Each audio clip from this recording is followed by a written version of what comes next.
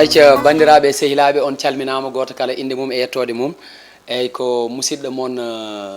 Ali Ba ɓurɗo andirede Pullo Jeeri ko kanko feggodirɗo e sehil makko ɓiyyum makko biteɗo Samba ayca Samba a salminama a juurama eɗen en ɗoyata e nder chaîne men télé men Piindi TV donc e nder émission men rubrique men biteɗo Kabaruuji heɓi ñugga noon hande koɓe ñuggi ko ɗum ɗo e yeeso seeɗa ma on gandu hen hunde donc Samba a salminama a juurama. Assalamu aleykum wa rahmatullahi bandiraɓe on calminama on juurama goto fof inde mum e yettode bamum donc emin ɗo e Piindi TV walla mbiɗa Piindi production e min gaddana moon Kabaruuji heɓi ñuggo émission moon kesi pul oɗon mbiye noon joni mbatton hakkille no fewi par ce que min gaddanno ko actualité mo ganduɗa hoore mbiɗa pardon mbiɗa addete actualité sa laawi ɗumen kamɓe maɓe kaldo ma ayca yawtu oɗon gaddane actualité ñande foof no chaque semaine actualité mo ganduɗa hoorema ko keewi e Sénégal ko ganduɗa hoorema mbaɗi ɗum ko bato banggue commune inchallahu rabbi mine neddam sigilam babam mbiɗa neddam sigilam eyyi onon fof noon téléspectateur uji e hono wiyete internaute uji Piindi TV ko onon on nani o wi ko komi bam makko donc wona noon yeehi ha ɓooyi tan après firtide wiide suusa duyse ɓuuri yaade ha ɓooya doosa koyɗe wona eyyi moƴƴi hande eko gaddanɗa min hande yimɓe gaddata ko ganduɗa hoorema kañum woni l'appel de duwa Karim Wade kanko lew yo waɗane duwaw o wi o waɗane duwaw eyyi ko ganduɗa hoorema après sa candidature de Karim Wade annonce les retours o artat joni o arti noon fanditare nde ko holɗum eyyi fanditare nde o wi ko waɗane duwaw e ko fayi ko eyyi o arti mata o yiɗi wiide ko waɗane duwaw omo arde doole yo okke doole yo fade panno comme no balla gueye no mbirta harmo eyyi la def no metti eyyi kañum woni ɗo ɗum ɗo kam ko ɗum woni ɗum ɗo hono ɗum o wi ko jiiɗa komi liirde i liir kay an addi info ji ma kay liir kay yimɓe jeeya waddu fils au député do Wallu o faami journal o no woɗɗuma yekkitmo seeɗa ƴeewa nibbiɗi seeɗa wadda fils au député de Wallu a faami o waɗi fiɗe saji ɗiɗi payi ga manda ko firtata je suis satisfait nani je suis satisfait de vos résultats o wi ombo welti e résultat ji ɗi ɓe mbaɗɗi voilà tenez-vous prêt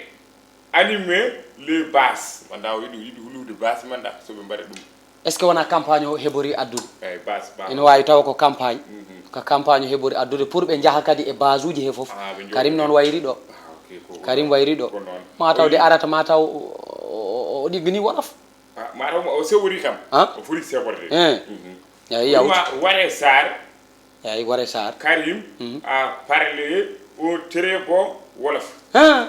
ayi ko kalmi ko ayi hottini ni de mbino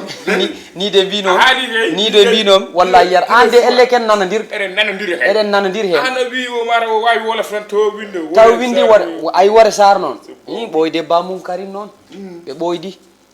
ndeysan waɗin ɗum sénatrice mi anda ko wanno ɗum hay inde makko wawa windude Allah n seedi meɗo Waré Sarr hay inde mum wawa hay por wawa windu wawa windu haydara ko wawi windu eyyi wawa haydara ɗum ɗo ko ɗum bisbi addi ɗum bisbi woni ñalande eyyi joni yawtu ɗon seeɗa sen gummimi ɗon e garata époque ay ɓe jiru fontade la justice doit être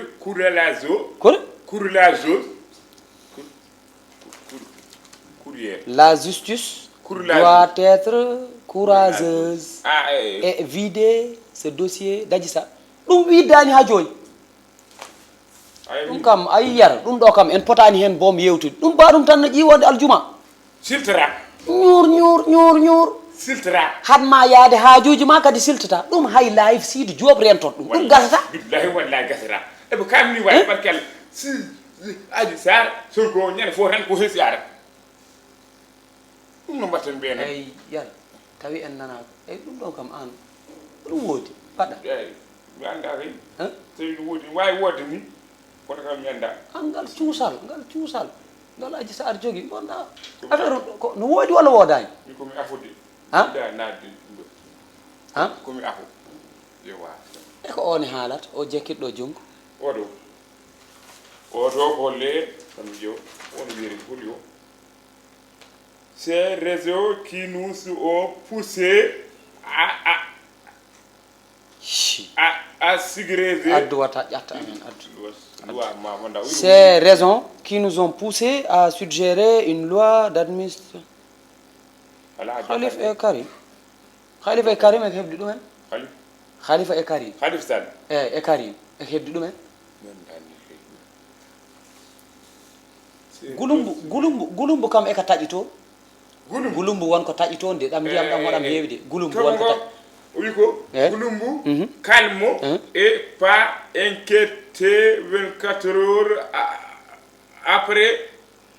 alerte l'arrest yooɓe ndento l'arrest manda ɗum ɗo kam mbeɗa andi ko arata ko hen faani wuro ɗum ɗo saabu ndiyam ɗam hoɗam heewi toro ndiyam ɗam hoɗam heewi toro eyyi ko toɓo ngo eyyi yawtu jokku sen gummi ɗon eyyi ƴeewen le fond du dossier de perspiciterie manda du projet perspiciterie yow ɗum nande reedu dogoru perspiciterie woni hoɗum les péripéties ay ɓe contre yimɓe quoi persi woni maaro ɓe gaddu no journal mbiɗa persi maaro yahat persi yahat koye maaro péripéties du projet ngo wuro ko woni ko hen projet BRT terre ala fof koɓe gasani ɓe gadɗo kadi péripéties ɓe kam wadde ko yettaɓe si jeeyi ɗum péripéties pour holɗum laboratoire d'amnologue restauration de la Dantec reconstruction hôpital Dantec goram ko ɓe yaltinaɓe ɓe andi ko noɓe ƴeewirta noɓe jiiri toɓe nawi ɗumen ɓeɗa andi ko ɗum ɗon aɗa wawi ɗo was ɓooyde ɗum ɗo affaire Dantec ñabbuli kam aɗa wawi hen was ɓooyde aɗa wawi yawtude e koɓe kaali ɗo kadi e ɗum ɗo e affaire ala Makki mi haalani haal Makki de kañum neni winda hen Makki président Macky Sall ko wiide Makki gaz gasiriɗa wawa haalde ɗum Makki gaz dégage le ciel haalde abattage des arbres au Fouta paysans et éleveurs portent la couronne d'épines wallahi ɓe kaali gonga ɗe leɗɗe peƴƴeteɗe ay lawɓe noon yoɓe goppa Fouta gasatde Fouta gasi Allah ne seedi Fouta gasi ay feƴƴoɓe ndungu o noon mbo wawma leel noon o ceeɗumo juut ceeɗo e hoorem juuti tawi koɓe campi noon min nde jaami toon e woteji he walla mbeɗa yi toon bamkoñ billahi walla ƴeew fuune yoñno joori tan hunde a faama tan yurmini biɗɗo ƴeew mi wirtima ɗon naggel goram ko ngel gofi ngel kono ƴeew hay tan yekkidde laaci ngel wawa ko ngel tampi haɗa ande mbaalu yekkittani mbaalu yiiɗa horade ɗum taki ɓe dogani Saloum ko re jam ƴoɓe ƴewƴi noon jolofnaɓe ɓe doni ko Saloum haɗa andi mbaalu nagge ɓuuri ɗum terɗe nagge no wawi horade walle kono mbaalu so horima tan ko fokko mayat mbaalu heewani goram ala woni wo an min hayo leɗɗe somi peƴƴe kam yoɓe goppu leɗɗe ɗe noon kono to ene toɓa walla a yiyani mucceteɗe ɗe min kam tanam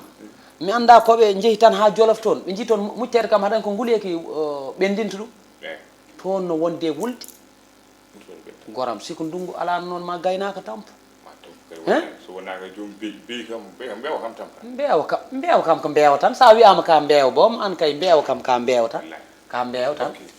mbewa joni jawten e gollo e garade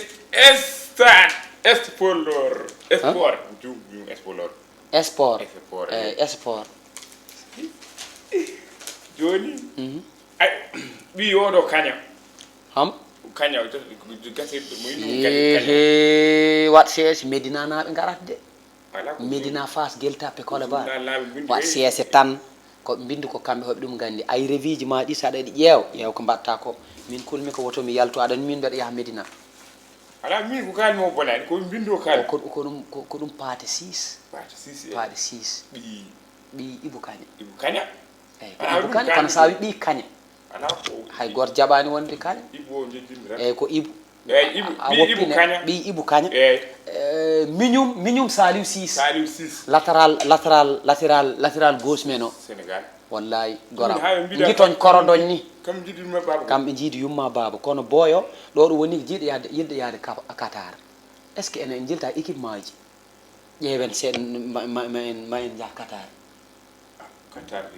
yaade joueur wala supporter do wadi mi wadan supporter an a yaw kam min komi joueur jakkede arrière uji am ɗin ndumi tan kono komi joueur mawɗe ɗon yiiɗani Iliman mbeɗa jo kono football am kam wata faam Iliman Ndiaye kankone ko Sénégal boɗo welngel eyyi kanko wonno dernière minute coupe d'Afrique ko ɗum jaayenɓe jeeyaɓe heede beelel caski beelel caski eyyi ko toon jeeya Iliman Ndiaye kankone an boni marque bituji o yiiɗi ko yo nodde yiiɗi ko noddede yomi noddum Aliou Cissé tawi wawi woni acteur ha joni manda taw ko kanko woni acteur ha joni kono noon ayi an Sam pari Sambo an ayi o on ɓurti o Mbappé on ɓurti Mbappé on ɓurti an sa waɗanama prolongé contrat ma yimɓe jaaɓi tottimo privilège takanima kay wiide aɗa halfa yimɓe foof ƴeew Messi à 23 ans hono foti ballon d'or uji o dañi Messi de dañata 23 ans hono foti ballon d'or uji o dañi modestie 25 lan 30 anni ustu anni mi ustu heɓani toon non ustu hedde ɗon accu ɗon mi waɗani ɗum maîtrise kono ko hedde ɗon eyyi joni so wi homo yeeya Messi ɓoƴ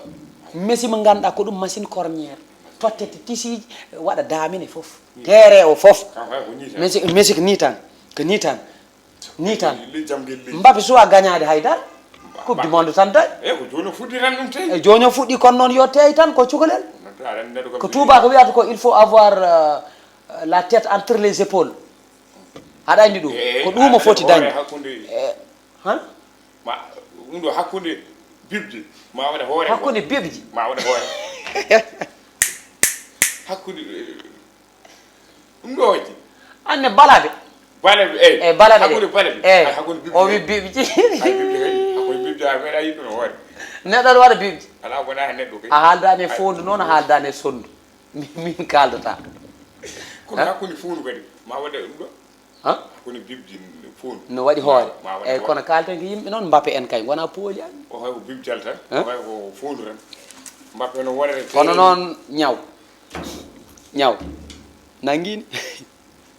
wona mbiyanomo yoɓe tek ɗum place mum ɓe cali oɗon mbaɗa raciste mbaɗa ko raciste wiyete mbaɗa tege ɗum place mum cali ɗon Sadio Mané ɓinguel Bambali ndeysa la ilaha illallah mi hokkima gueso waalo mi waddima e remoɓe inde makko woni ñanco ndeysa mi andi mi andam ñanco Mané guila immi toon hay tan bal poto ɓe dañani hay bal poto ñaw hay bal poto ino ɗo ko fiyat ko fiyeteɓe tan Manchester nangani ɗumen ngal mburu hanki kolob hollira sa yiɗani foti tertede ko fotino coupe d'Afrique ƴetti ɗum foti tertede sala a suwa taw eɓe ƴewra ɗum hay sala ko majjuɗo sala a suwa taw sala kay ɗo woni ko salimata haɗa andi salimata sala ko salimata bayarna naɓe ƴetti ɗum ɓe gomarani ɗum boom mbimami an konko min nanmi ko ɗo arata toon ni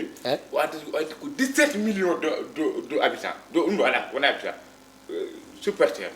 17 millions wallahi wadde ko ɗum addi numéro 17 o haɓɓi 17 Sénégal kadi ndemtimmi 17 millions habitants gandum information ma heɓi ñuggo kam hande koɗi poori hande wal barke lewna ɗum ɗon mi ƴewtidaki ɗum on goppi hakkille ko o haalata ko seedi ko 17 millions habitants o joni timmino yehirude o haɓi 17 o addere 17 millions de personnes de la supporter de la ummade du Sénégal ndeysan 17 millions d'habitants ɗi ɗum waɗi représenté ay o ñanco noon wonko andi ko andi tiram wona maire wonko andi de wonko andi yuma Sadio Mané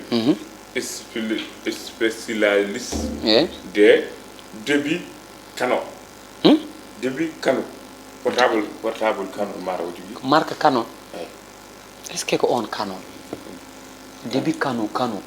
Canon wona zo film ala ko kona ko horana way kono corona ni on ko kona en bani revi kam en ba jonirade da ey so dum yawti non Samba hande hom rubrique gaddanɗa men ɓayde ko an woni heɓi ñugga ka an natata e nder wuuro he ƴeewa spécialité ji ma e systéme ma no mbaɗirɗa fof ha gaddana amen ɗo e Piindi TV e nder rubrique men heɓi ñugga eko gaddanɗa amen han anne ala anne he ala he ala anne waɗni ɓoyere siko fusani nafata eko woni haal ko woni tuuba hoɗum wuro to wuro sigi tuuba ɗum eyyi soble han mboɗo yaha maygo aɗen mboɗo soode maygo mboɗo ñaama hirani mbimomin yo yeyam o wi soble watta hen min soodani seeɗa min kaɓa o wi soble joni hakkude ma Allah Samba ɗiɗo bojji fof ko soble mbiyatami an sac soble wodama 50 000 an mbaɗa natinani ko mbiɗa 50 000 ujunnaji sappo te sac soble mo nawo 8 000 daranno mbiɗa saku soble 50 000 francs 50 000 francs billahi wallahi wattallahi wal kitabi woy heege joomen galleji yo heege mon tay ko noon ha a hoye jeeɗa hen jeeyami kay min kay jeeya hen de kono noon haɗandi ɗum hoɗum saɗi ina foti ƴewtidede kono min haɗandi ko beltimi hen beltorima hen tan ko maygoyɗi fotima yeeyde coggu temedere desa o wonata hen ko moƴƴi heddi ko fof ko soble min kamɓe taki soble min ɗe balɗe fof mbeɗa ñaama waɗani soble noon on soble kay koko manque nde soble ne nafa noon soble ne nafa woto wiɗo jomumen mayko hen soble ne nafa par ce que an so tawi joni maaro manqui walla goɗo sa yiɗi wadde banam ko ndefata joni bana mbaɗani pomme de terre walla mbaɗa hen fatata eyyi après mbaɗa hen ɗum soble ɗe ko waɗa remplacé soble ne haɗa ndefu siccu noon soble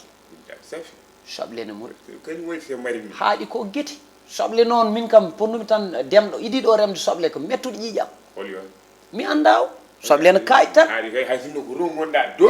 haaɗi somo setta soble tan kilma ayi tabaski wona waaju goto meeɗino accede tawi mbo yaltidanno woppi ɗum tan wi ɗum hakkude mabɓe yo haɗɗo waajo woni message uji mum tan hodi tan no woya tan yummiraɗo wi ɗum an kam ko woni e ko o boni woni tan yo yummiraɗo komi jangguinteɗo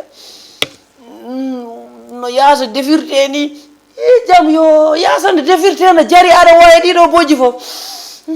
o tolni kono soble ɗe cetteteɗo ko ɗo no tolni ɗum tagi mbeɗa woya pour holludema tan soble no kaaɗe guite kono kadi soble ne waɗi sens eyyi ɗum no joni an ɗum no joni holko rey tan chaque jour événement so ari tan ɓe gaƴata tan ko événement ara so événement ari tan moɓe ɓeyda ko ɓeyde ko wona gotum noon wona gonga kadi ɓe kaɗani tan e produit ji men ɗi ganduɗa ɗi ɓe ɓeyda ɗum ɗo ɓe gocca ɗum ɗo koɓe ɓeydu fof koko ɓeydi ayi guerte jaranoɗe bujjoy joni ko nogas sa haali mbima guerre Ukraine a yaani singom ƴakketeɗo ɗo mbaɗono ɗum ɗo singo moyro man mbiɗa wadde publicité waɗa publicité faami wona joni wona bujjoy jaranno gotel bu sappo ƴew tan ɗum gotel bu sappo kono haɗandi koɓe mbaɗata ko noon bailleur uji men ɗi ɓe gari pour wadde investissement soɓe gari ɓe tawi an haɗa jogui 15 hectares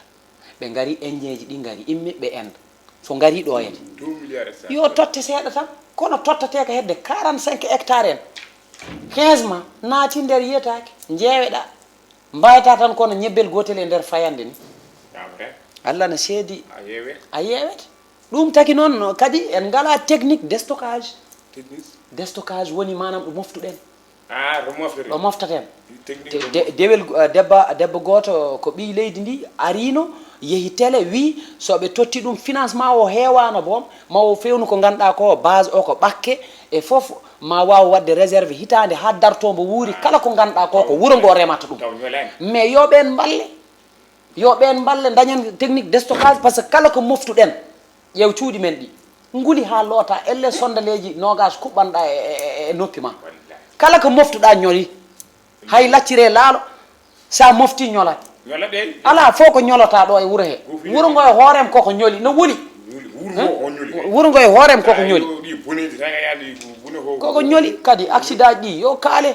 sappo jeena e personne maayi heddiɓe fof ko belsuɓe i maayi deeli ko ceerno saydou nouru wino koko gonga wallahi yo allah yurmi yaafo haɗa ala wona saydou nouru mawɗo wi ko heddi ko yimɓe ko jamɗe gaynat ɗumen ɓe ko yuwaɓe ɓe ko fetlaɓe ɓe ko waɗɓe accident ji ayi ko jamɗe ɗum ari ko jamɗe mbari ɗumen eyyi ɗum ɗo wonno kabaruuji men heeɓi ñugga e sehilam bandam ɓi yummam eyyi Samba donc ko sehil mon pullo jeeri waɗatno présenté émission o no yaadi hen e sehil makko Samba a faami donc eɗen mbaɗa remercier yimɓe galle o ɓe ganduɗa ɓe kala ko yawti ɗo ko kamɓe jawtini ɗum kadi e wiide pardon amen semaine foof eyyi eɗen calmina joom galle noon Daouda Dia eyyi Daouda Moussa Dia e directeur général kaw Abou Diop e Tata Leyla directrice des programmes e équipe technique o fof hoɓe calmine e Thiat mbo Waalo a boni nder e Ibrahima Thiombane e Abou Ba Kisma chargé de production donc pade amen chaque semaine e kabaruuji heeɓi ñugga inchallahu rabbi donc noon ko noon kono no wirni tan on calminama on beltanama on mbiyama chaque semaine pade amen inchallah kabaruuji heeɓi ñugga minen pullo jeeri inchallahu rabbi gar mbaɗen abonné kadi mbaɗen zeme mbaɗen partage ley mbaɗen foof a wiyani ɗo yo mbaɗ noon wimi yo mbaɗ noon ayca mbaɗe partagé hulde nde woni cloche o meme tengari ndi meme ko hulde ayca on jarama ha ñande wonde merci beaucoup